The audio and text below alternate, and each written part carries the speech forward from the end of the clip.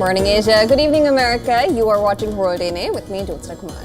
And I'm Diksha Bisla, and on the show today, a day after US seized an oil tanker off the coast of Venezuela, the fear of a war is growing as US continues to step up economic and military pressure against President Nicolas Maduro. Of course, we're going to get you all the details on that on the show today. Stay tuned.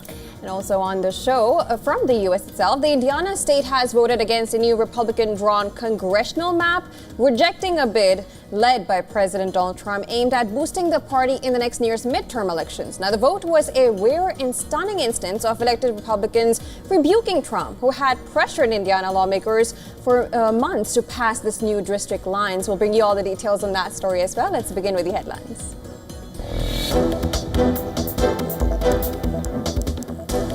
Japan's defense minister and US counterpart Pete Hegseth hold court days after Chinese aircraft locked radar on Chinese jets near Taiwan. Says Beijing's actions are not conducive to regional peace.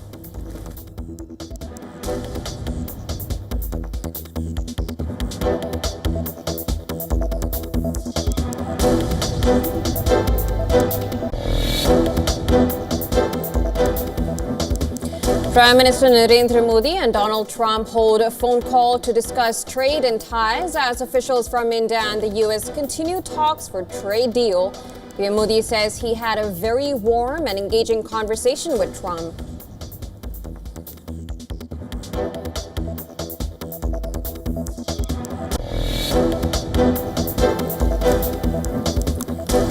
Donald Trump's spokeswoman says the US president is extremely frustrated with both Russia and Ukraine, and this as Kiev says that Washington is pressuring it to make major territorial concessions as part of its plan to end the war.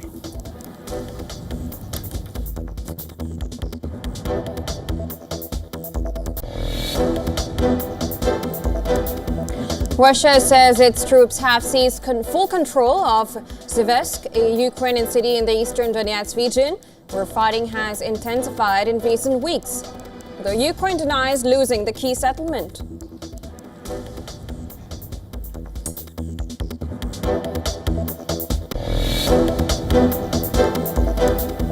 Nicolas Maduro condemns US seizure of Venezuelan oil tankers as naval piracy, accusing Washington of kidnapping the crew and stealing the ship, while White House confirms the tanker will be taken to US port.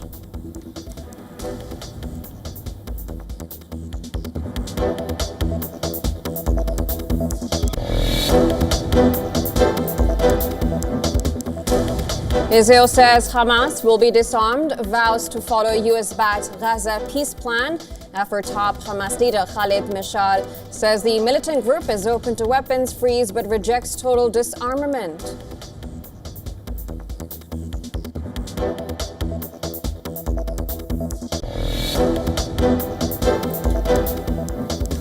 North Korean leader Kim Jong-un concludes three-day meeting of the ruling party's Central Committee by vowing to eliminate evil and praising North Korea's troops fighting alongside Russia in its war on Ukraine.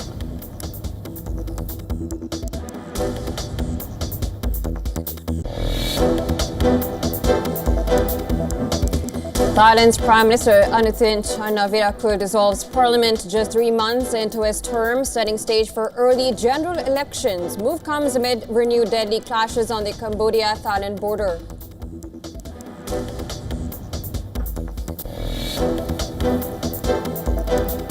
The S&P 500 closed at a new record of above 6,900 for the first time ever. Investors piled into banks and materials after the Fed's rate cut. While tech stocks took a hit on AI valuation concerns, the Dow also ended at an all-time high.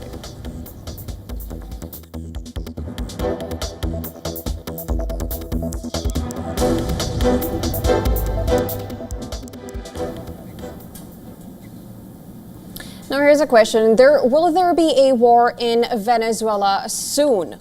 Now, of course, that's a question that has been revolving. The fear is growing as the U.S. continues to step up economic and military pressure against President Nicolas Maduro. Well, days after US seized an oil tanker off the coast of Venezuela, President Trump says that land strikes on alleged drug shipments are coming soon. Now, Trump told reporters at the White House that the U.S. will soon begin strikes to interdict narcotics shipments making their way from Venezuela to the U.S. via land routes. The U.S. is already conducting strikes on alleged drug boats in the Caribbean Sea. So it has to do with a lot of things. They've treated us badly, and I guess now we're not treating them so good. If you look at the drug traffic by sea is down 92%. And nobody can figure out who the 8% is, because I have no idea. Anybody getting involved in that right now is not doing well. And we'll start that on land, too. It's going to be starting on land pretty soon. The latest warning comes after American forces took control of an oil tanker off the Venezuelan coast in a dramatic raid. It saw U.S. forces rope down from a helicopter onto the vessel. White House said the vessel will go to a U.S. port and the oil will be seized. Homeland Security Secretary Kristi Noem said that the operation was aimed at Maduro's regime. Noem told a congressional hearing that the tanker operation was pushing back on a regime that is systematically covering and flooding our country with deadly drugs. The operation that was conducted yesterday morning was a Coast Guard-led operation. It was in partnership with the Department of War and the Department of Justice, the FBI as well, and it was a successful operation directed by the President to ensure that we're pushing back on a regime that is systematically covering and flooding our country with deadly drugs and killing our next generation of Americans. The White House says Trump is not interested in a prolonged war in Venezuela, but there may be more action coming. A report says that the U.S. is preparing to intercept more ships transporting Venezuelan oil. According to a source, Washington has assembled a target list of several more sanctioned tankers for possible seizure. Well, U.S. has also stepped up economic pressure on Maduro. The United States imposed fresh sanctions on 3 relatives of Venezuelan President Nicolas Maduro, alongside 6 companies shipping the South American country's oil. Maduro sharply condemned seizure, calling it an act of criminal naval piracy. He also claimed that it was a private civilian merchant vessel, which was seized far from Venezuelan waters near Grenada as it approached the Atlantic.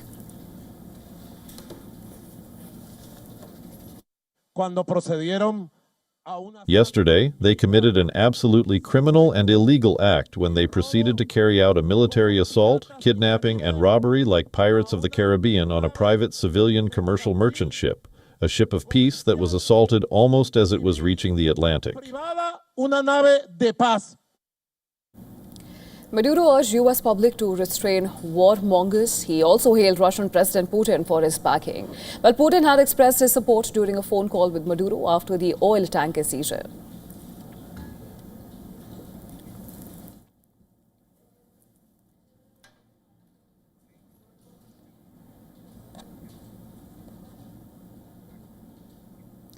Just a day after Russian and Chinese bombers flew over the Sea of Japan, U.S. nuclear-capable bombers joined Japanese fighter jets in a show of force. Now, the drills featuring deadly B-52 bombers and stealth fighter jets have pushed the region on edge. Beijing says the drills with Russia are routine, but with tensions flaring up, is East Asia turning into a new theater of war? Our next report tells you more. Take a look.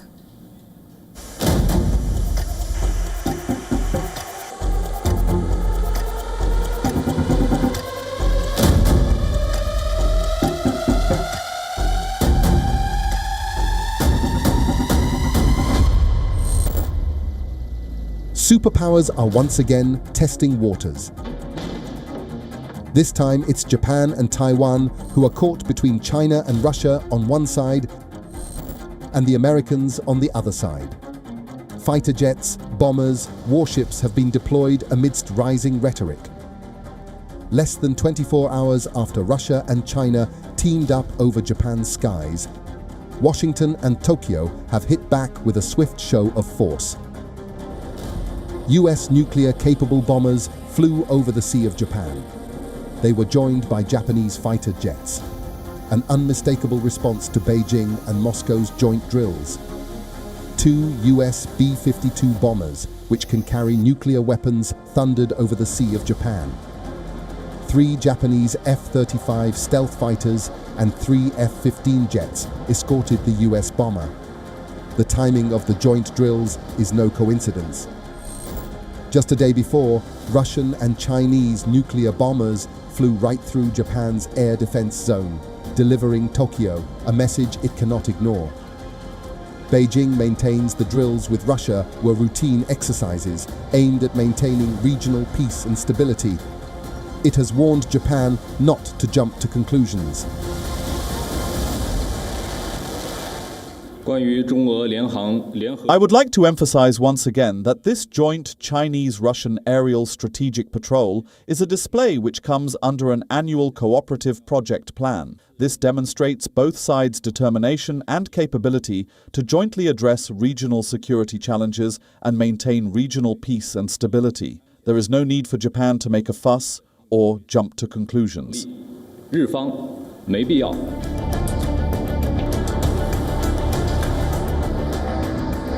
East Asia is now on the edge. What began as a war of words over Taiwan now threatens to blow up into a new theatre of war.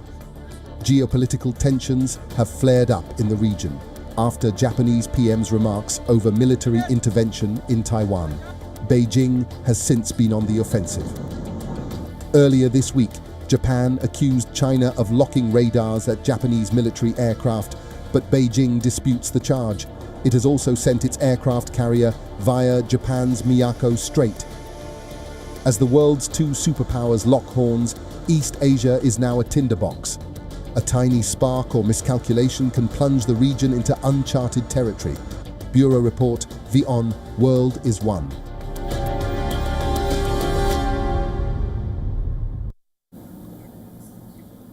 The death of a British paratrooper in Ukraine has intensified tensions between Moscow and London. And now Russia has accused Britain of playing a broader role in its ongoing war with Ukraine.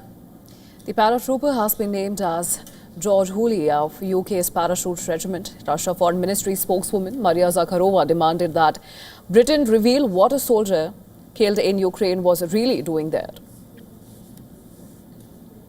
This is the first time the British government has publicly confirmed the death of a career military officer during the Ukrainian conflict. The Prime Minister pompously claimed that this same Lance Corporal George Hooley allegedly helped Ukraine in its fight for freedom.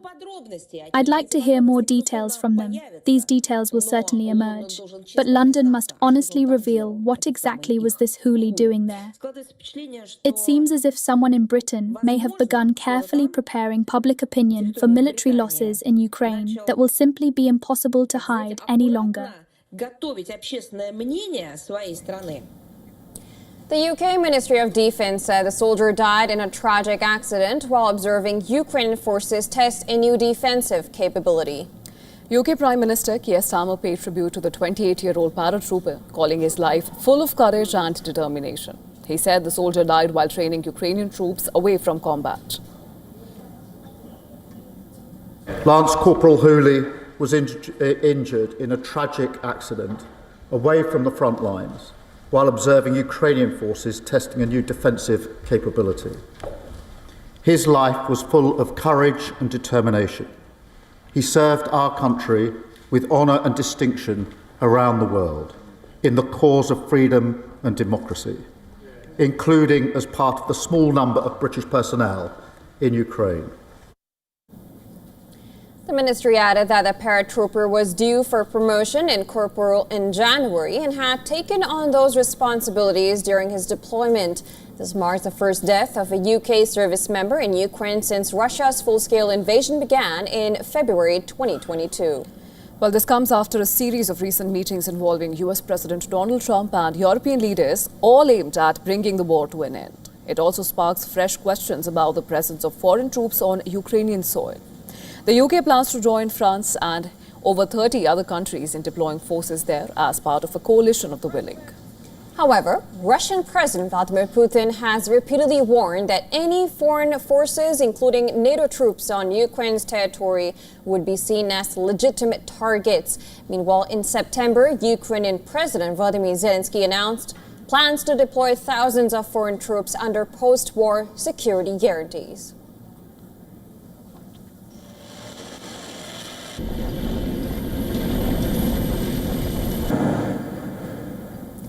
Indian Prime Minister Narendra Modi and US President Donald Trump spoke to each other over a phone call.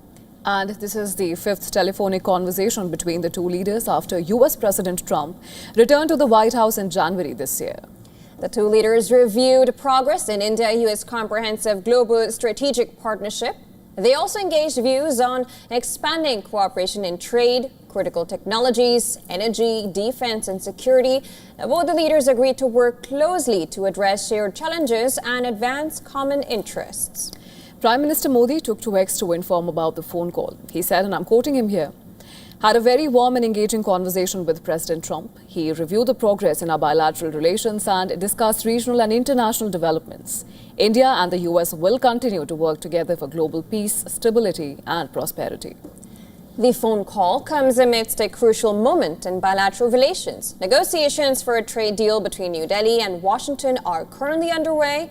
A U.S. delegation led by Deputy Trade Representative Rick Switzer is already in India for trade talks. During the call, both Prime Minister Modi and President Trump underlined the importance of sustaining momentum in shared efforts to enhance bilateral trade.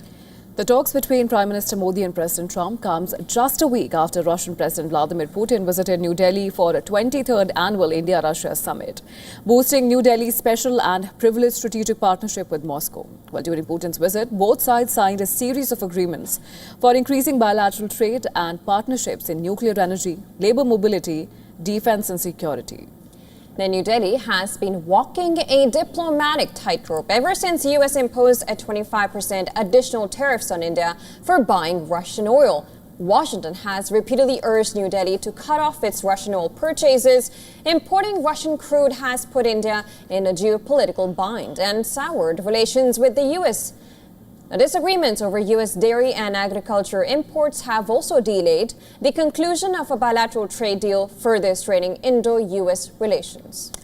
Union Minister Piyush Goyal has said that the ongoing trade talks between Indian and U.S. officials are progressing well. However, the minister has ruled out any deadline for signing a deal. Now, the phone call between the two leaders underlines the resilience of the larger India-U.S. relationship.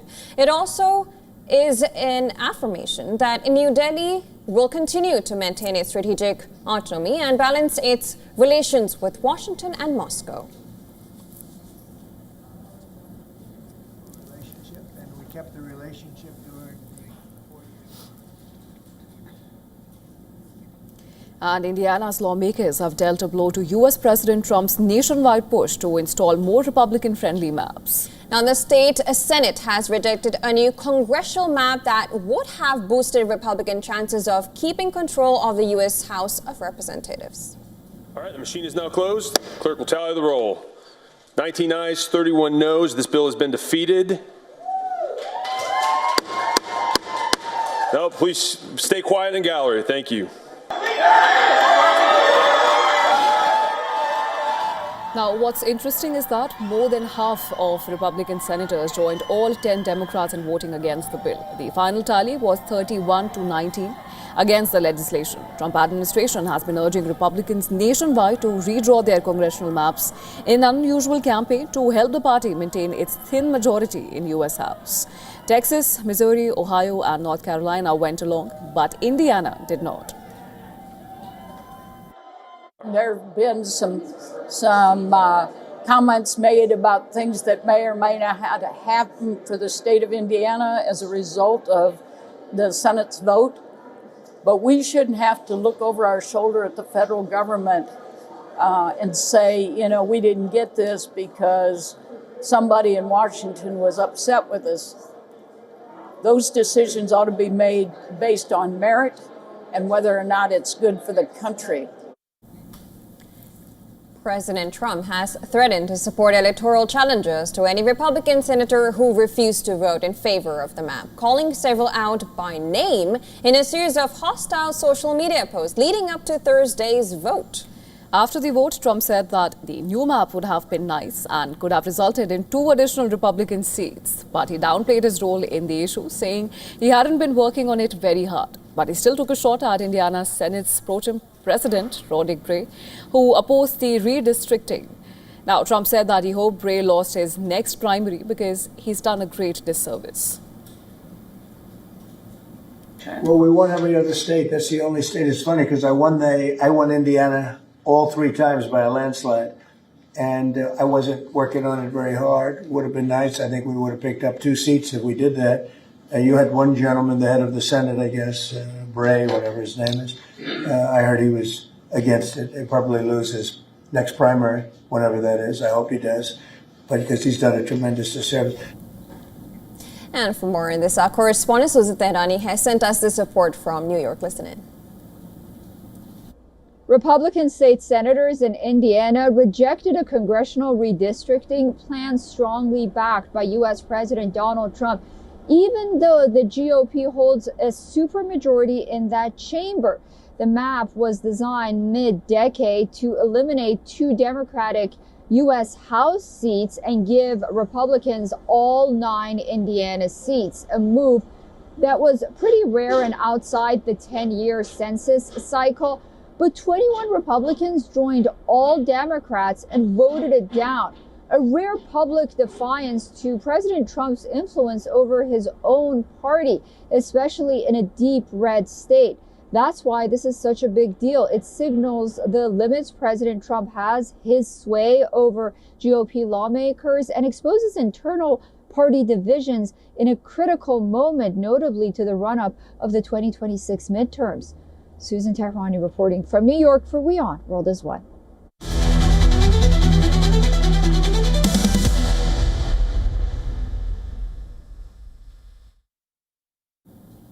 Now, Bulgaria is undergoing a major political change. Entire government of small Balkan city have tendered resignation, and the move comes after weeks of anti-government protests. Both young and old people from different ethnic groups and different religions have raised their voices calling for the resignation. That is why this civic energy must be supported and encouraged. I stated this yesterday before the members of the cabinet, and I am stating it again now, fully aware of my responsibility. Bulgaria's Prime Minister's decision to step down comes just before a no-confidence vote. With the government out, now President can call for fresh elections. Anger was mounting against the outgoing government since long, but it reached a tipping point with the draft proposal of 2026 budget. Protesters claim that the budget proposal is aimed to mask rampant corruption. The government withdrew the budget in response, but it could not calm the public anger. Political instability and snap elections is not new for Bulgaria. Since 2020, 7 governments have come and gone. The outgoing administration was appointed in January this year. Bulgaria is European Union's poorest country. It is also going to become the newest member of Eurozone, officially adopting a euro on January 1st. Now, this is expected to go ahead despite government's resignation, but corruption remains a central issue for the country, as it ranks lowest on Transparency International's Corruption Perception Index.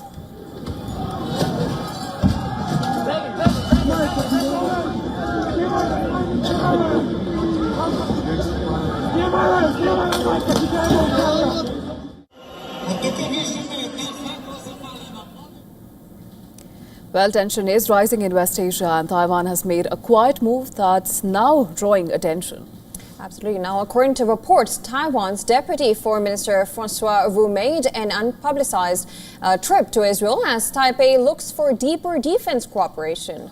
Well, Wu, a former de facto ambassador of France, is now of Taiwan's most visible diplomats. Reports suggest that Wu recently spoke at the Berlin Security Conference before traveling to Israel. Taiwan draws strong similarities between its threat from China and Israel's conflict with neighbors like Iran. His last known trip was to the Berlin Security Conference on November 19th. Now, Israel, like most countries, officially recognizes Beijing and not Taipei. Visits to Israel by Taiwanese officials are rare. Still, Taiwan sees Israel as a key democratic partner and has increased engagement since Israel faced attacks from Hamas in October 2023. China supports the Palestinians and recognized their state in 1988, while Taiwan has no plans to do so. Now, both Taiwan and Israel have unofficial embassies in each other's capitals. Taiwan's officials have hosted several Israeli lawmakers lately. In October, Taiwan's President Lai Ching-te praised Israel's defense efforts as a model for Taiwan, referencing the story of David and Goliath. Now, meanwhile, reports also suggest that Taiwan is developing its own missile defense system called T-Dome, inspired by Israel's Iron Dome, but designed differently. Taiwan's system aims to integrate sensors and weapons for faster response. The growing partnership between Taiwan and Israel shows how both are focusing on security amid rising threats.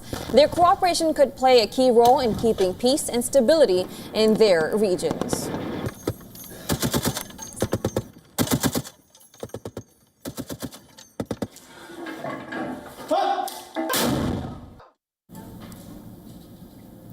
And with that, it's time for a short break on World DNA. But don't go anywhere. More lined up on the other side of World DNA. Former Director General of Pakistan's spy agency ISI, Faiz Hamid, has been sentenced by country's military court. He has been charged with political interference and violation of Secrets Act. We'll get you all the details on that story on the other side. Also coming up on the other side, the Bangladesh Awami League has formally rejected the February 12, 2026 election schedule, calling it deeply biased and illegitimate without their participation. All this and more coming up on the other side. Stay tuned. You're watching Beyond World This One.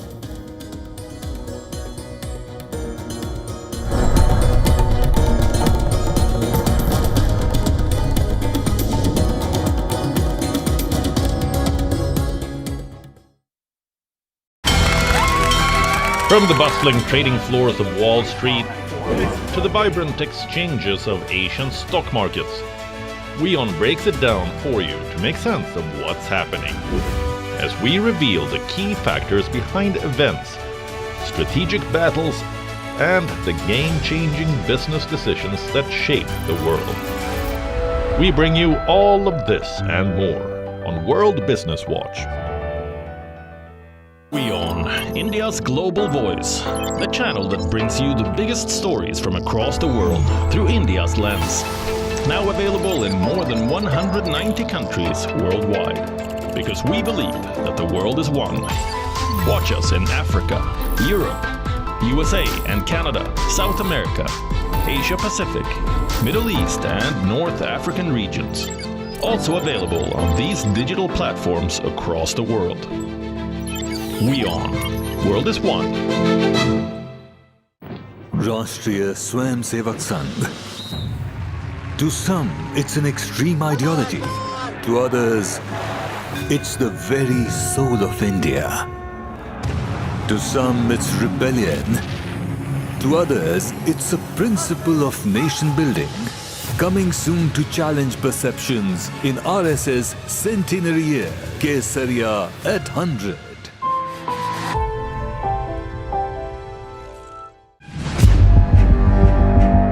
Where darkness hides behind every corner. Where the truth is stranger than fiction. A show that dives deep into the stories which shock and mystify. Unsolved murders. Psychopaths who defy explanation. International war crimes. And millions swindled in financial fraud. The victims, the accused, and the sinister plot. Crime is your front row seat to darkness.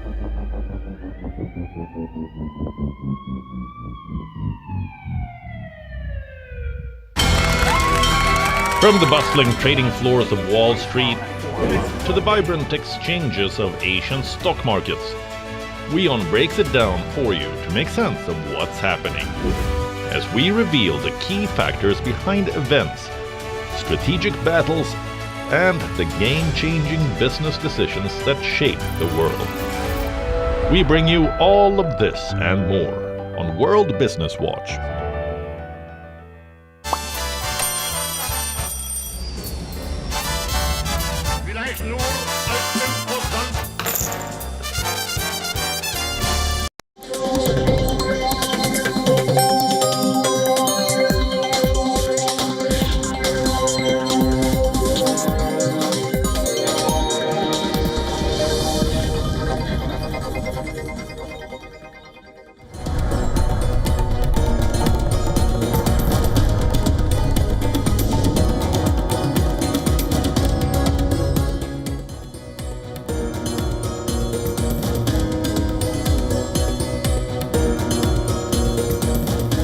Welcome back. Thanks for staying with us. You're watching World DNA with me, Jyotsna Kumar, and my colleague, Disha Bisla. Let's begin with the headlines.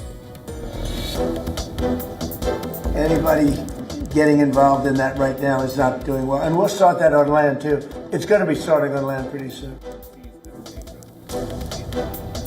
Anybody getting involved in that right now is not doing well, and we'll sort that out on land too. It's going to be starting on land pretty soon. That's what Donald Trump said. And the United States will soon start land strikes to intercept narcotic shipments from Venezuela to the US, repeating recent threats to target overland drug smuggling.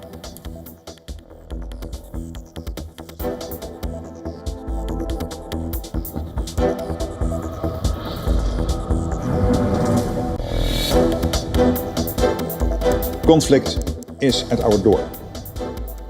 Russia has brought war back to Europe. And we must be prepared for the scale of war our grandparents and great-grandparents endured. NATO chief Mark Rutte warns Russia could be Europe's next military threat, urges allies to increase defense spending to prevent a war comparable to past generations, emphasizes that conflict is at Europe's doorstep.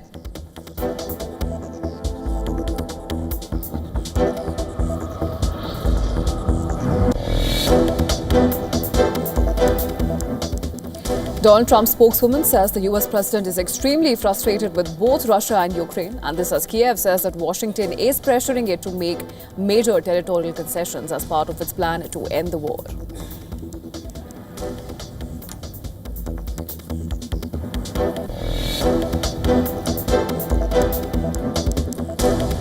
Japan's defense minister and U.S. counterpart Pete Hegseth hold call days after Chinese aircraft lock radar on Japanese jets near Taiwan. Say Beijing's actions are not conducive to regional peace.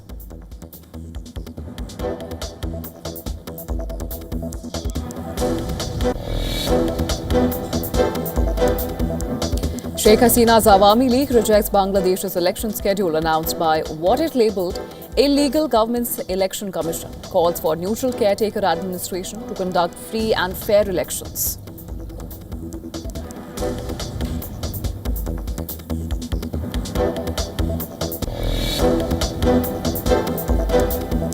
Private bus loses control and falls into a valley in Andhra Pradesh's Allur Sitaram Raja district, killing around 15 people. Police and locals rushed to the scene for rescue operations.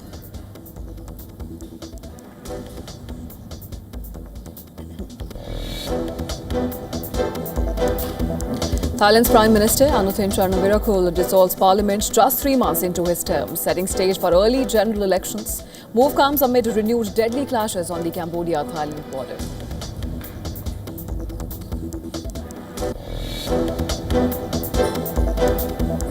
Russia's oil export revenue fell to $11 billion in November, its lowest since the Ukraine invasion. Ukraine attacks and U.S. sanctions on Rosneft and Lukoil have slashed exports, pushing Moscow towards a $50 billion budget deficit.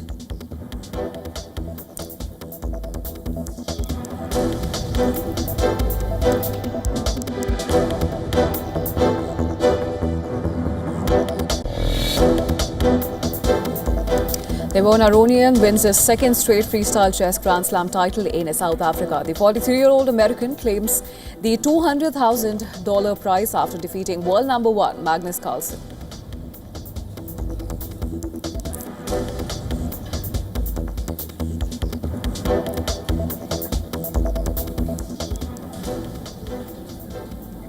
Former Director General of Pakistan's spy agency, Inter-Services Intelligence or ISI, has been sentenced by a Pakistani military court to 14 years in prison.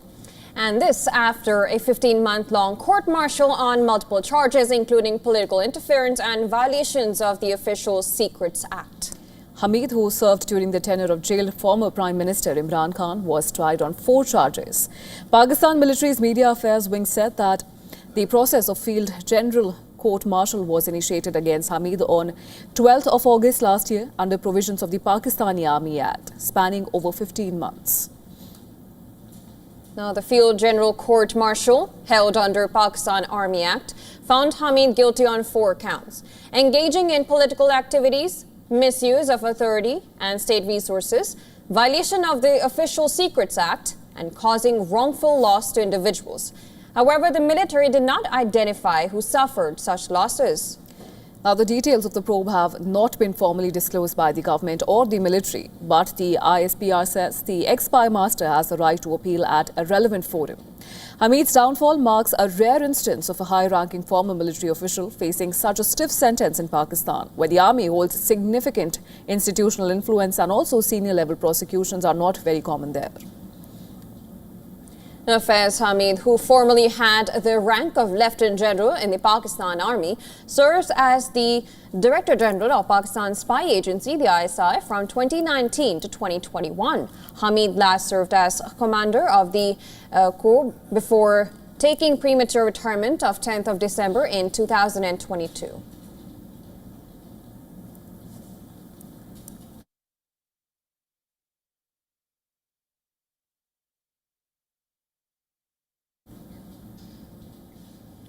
Now, the Bangladesh Awami League has formally rejected the February 12, 2026 election schedule announced by the interim government's election commission. And this is calling it deeply biased and illegitimate without their participation. Well, in a strongly worded statement, the party of former Prime Minister Sheikh Hasina has accused the Election Commission under Chief Advisor Mohammad Yunus's administration of being unable to ensure transparency, neutrality or a fair vote, and demanded a neutral caretaker government to oversee elections. Emphasizing its legacy, is claimed that it participated in 13 national elections, winning 9 and forming the government. Now, the Awami League claimed that the schedule excludes the representatives of a majority of the country's people and insisted that elections without participation of the Awami League would be a scheme to push the nation into a deep crisis. The statement demanded the immediate lifting of all sanctions on the Awami League and withdrawal of cases against Sheikh Hasina and other leaders. Well, despite the objections, the Bangladesh Election Commission is moving forward. Chief Election Commissioner AMM Nasir Uddin announced that nearly 128 million voters will cast their ballot across more than 42,000 polling stations in the 13th National Parliamentary election. Now, the parliamentary vote will be held alongside a referendum on the July National Charter, a reform blueprint introduced in the wake of the unrest that led to the fall of Sheikh Hasina's government. The charter outlines sweeping institutional changes, including limiting executive powers, reinforcing the independence of the judiciary and election bodies, and curbing the misuse of law enforcement agencies.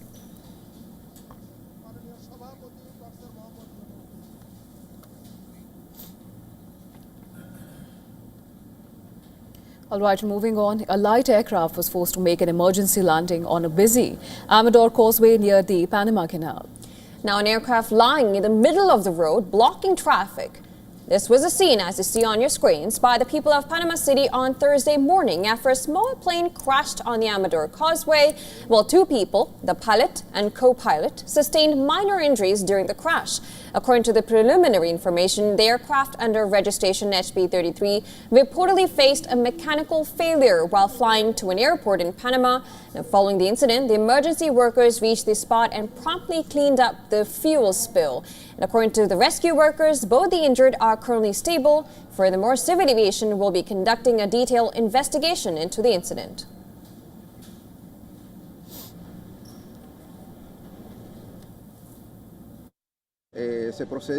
Firefighters worked to contain the fuel spill from the left wing that had spread across the Amador Causeway. Personnel from Civil Aviation will begin the corresponding investigation into this incident.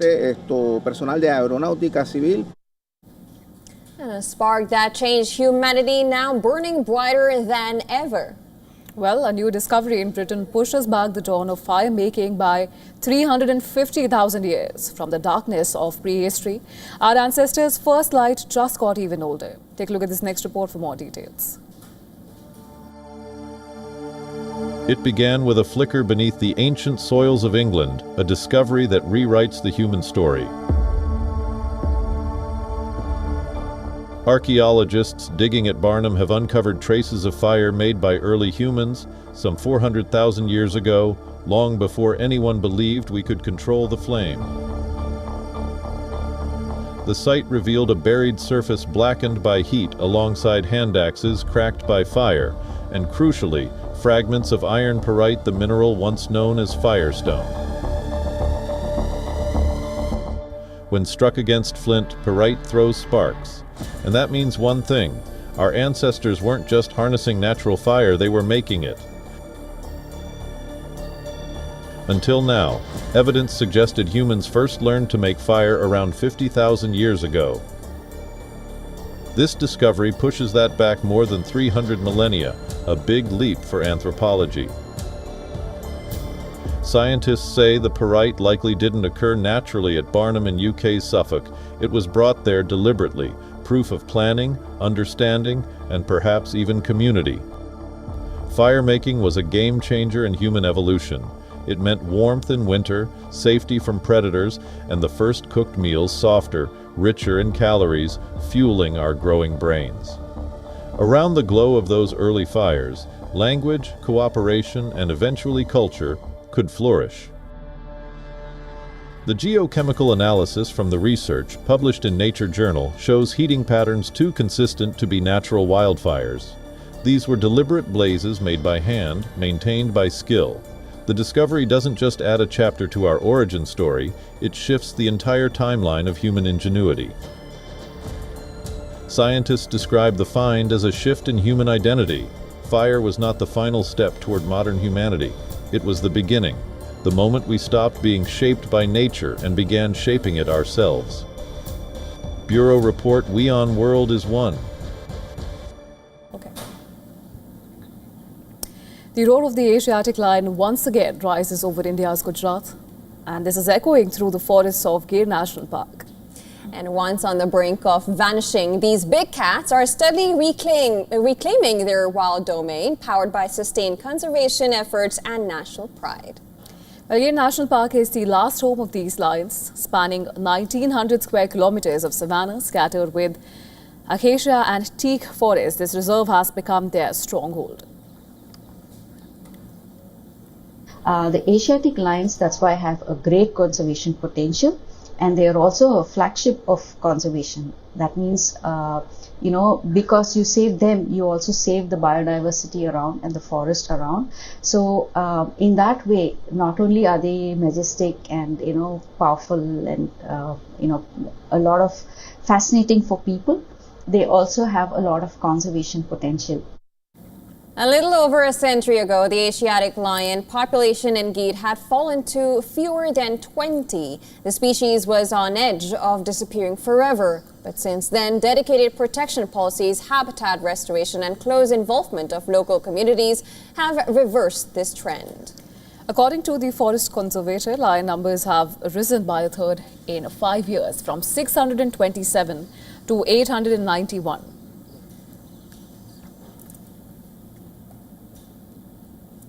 There's an increase of around 33 to 34% in the total population of Asiatic lions.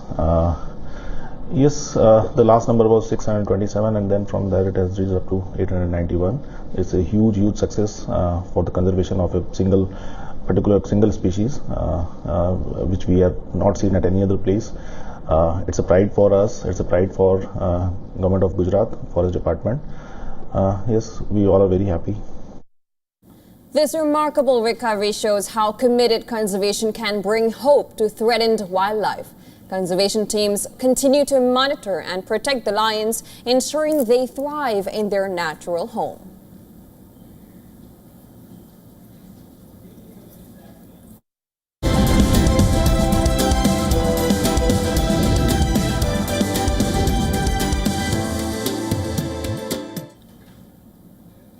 Now, Hollywood is in the middle of a global takeover battle. The deal for Warner Brothers' recovery has now turned political.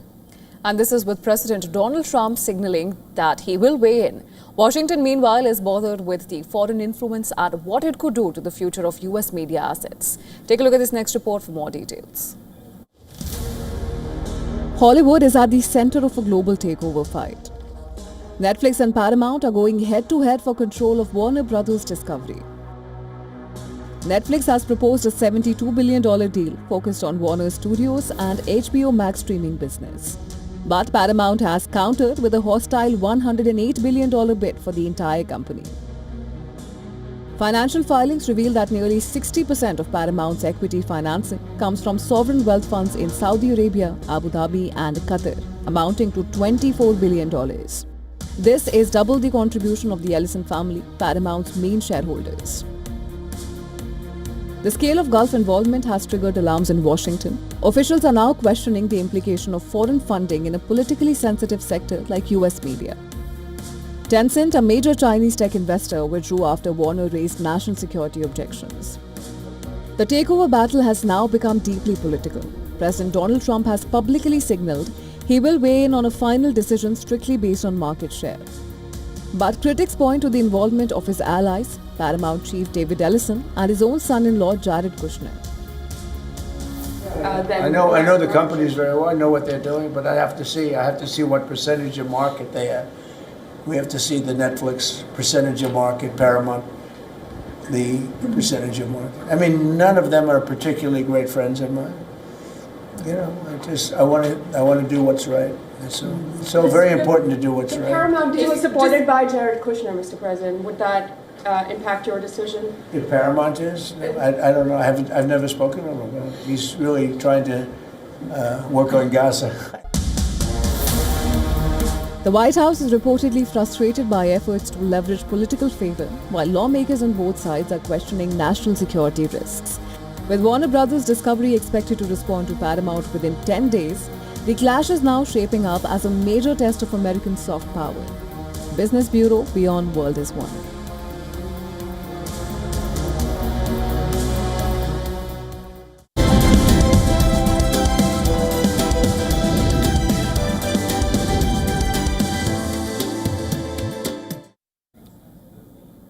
Cybersecurity researchers have found one of the biggest ever leaks of corporate contact data.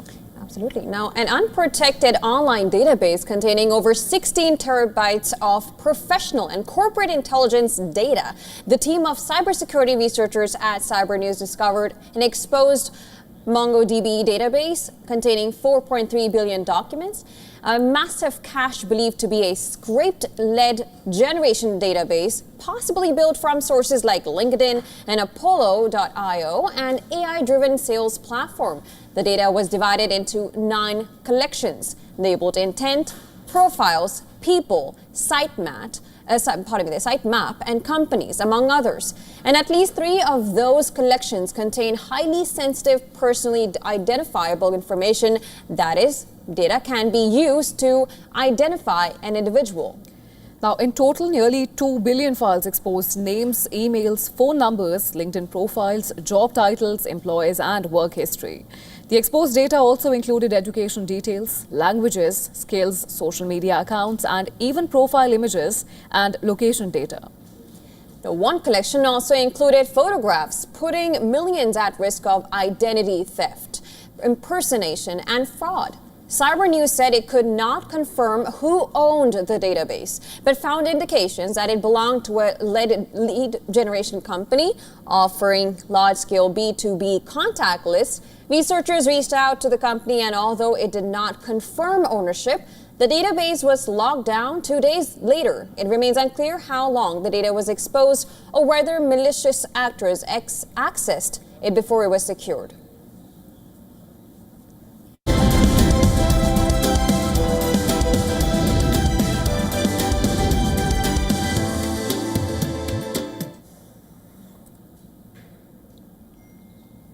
Well, over to sports now. South Africa have leveled the 5-match T20I series against India at 1-1. Well, Quinton de Kock's quick-fire 90, followed by Othniel Bartman's 4-wicket haul, helped the Proteas win the second match by 51 runs. Well, put into bat for South Africa, were off to a flyer. Quinton de Kock rolled back the years and took charge of the innings. The veteran wicketkeeper batter reached his 17th T20I 50 in just 26 balls as South Africa crossed the 100-run mark in 11 overs. That 11th over from Arshdeep Singh lasted 13 balls, including 7 wides, and went for 18 runs. De Kock looked set for his second T20I ton when some brilliant work from India's wicketkeeper Jitesh Sharma caught him short of the crease, ending his innings on 90. David Miller and Donovan Ferreira finished the innings with a flourish as South Africa smashed 49 runs in the last 3 overs to post 213 for 4. In reply, India made a disastrous start. Shubman Gill fell for a first ball duck of Lungi Ngidi. Marco Jansen then removed both Abhishek Sharma and captain Surya Kumar Yadav, reducing the host to 32 for 3 inside 4 overs. Tilak Verma tried to put up a fight for India but received little support from the other batters. His 5th wicket partnership with Hardik Pandya raised some hopes, but Pandya couldn't repeat his heroics from the first match and was dismissed for 20 by Luthos Sipamla. Verma, India's top scorer with 62, was the last man to fall as South Africa bundled India out for 162 in 19.1 overs to level the 5-match series. Connects it nicely. They're struggling.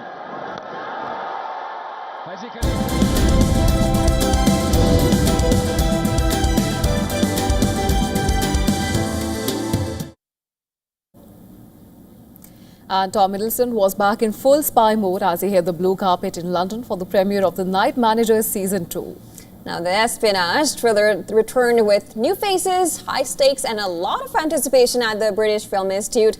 More about that on the next story. Take a look.